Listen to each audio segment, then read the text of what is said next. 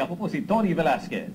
Ako naman si Nina Corpus at ito ang Balitang Europe. Samahan niyo po kami sa paghahatid ng mga mahalaga at makabuluhang pangyayari sa iba't ibang bahagi ng Europa.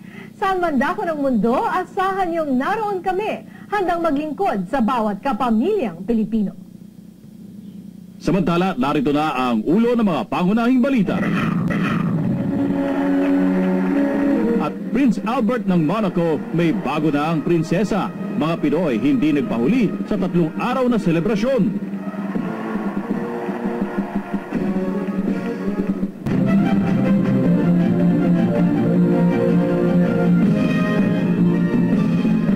Balitang Europe, Prince Albert of Monaco at Charlene Wittstock ikinasal na.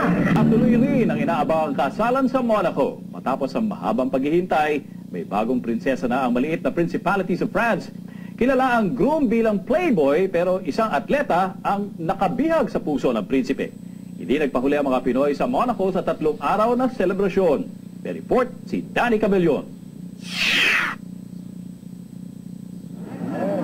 Muntik na daw di matuloy ang kasal dahil magwa-walkout ang bride nang malaman ang sikreto ng prinsipe bilang matinik sa babae. Pero nabalot sa kasiyahan ng Monaco nang maselyuhan ang kasalang Prince Albert at Charlene Wittstock sa isang civil wedding. Sa balkonahe ng palasyo lumabas ang bagong kasal para sa kanilang first kiss. Si Prince Albert ang ruler ng Principality of Monaco at ang pinuno ng monarkiya. I find that Prince Albert and Charlene are a wonderful and a very lovely couple, and they go very, very well together. I think it's a very good match. Pagkatapos ng civil wedding, kinabukasan naman ay ginanap ang ingranding kasalan sa palasyo ng Monaco. Suot ng dating Olympic swimmer ang gown na gawa ni Giorgio Armani. Ang dating kilalang playboy ng Europa, bakas ang excitement sa kasal.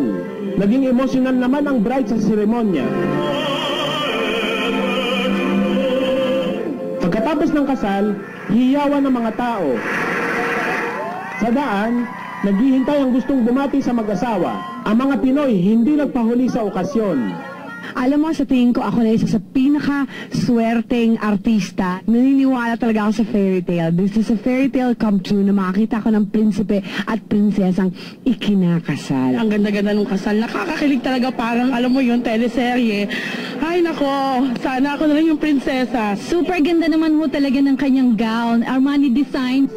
Pagkatapos ng kasal, ay sinundan ng magarbong fireworks at ang lalarong mga ilaw sa buong bayan ng Monaco. At saka nag-umpisa ang selebrasyon. Para sa Balitang Europe, Danny Cabellon, Monaco. Napanood mo ba yung kasal ni Prince Albert sa ni Charlene Wittstock? Napanood ko yung latter part nung nag-kiss na sila sa balcony. Yun lang naman ata ang hinihintay mo talaga eh. Diba? Hindi, Ayaw napanood ko matsagain na panoorin yung buong ano. Actually, I saw the news report, hindi yung live coverage. Maganda siya eh. Kasi Maganda, yung okay. lalo na yung setting. Actually, parang hindi ko maalam, parang naalala ko kung ano mo yung lobby ng Peninsula Manila Hotel. Parang ganun yung itsura niya eh. Okay. Oh, pero simbahan. Tapos si Andrea Bocelli na doon, kumakanta nung doon sa kanilang kasal. Ganda nung production quality niya. Ano, balita ako, may ano eh. Meron ng... May something. Meron ng lamat. Between the two. May Oo, lamat na kakakasal agad. lang eh. Bakit nga ba ganun? May diba? nabanggit ba si Prince Albert sa...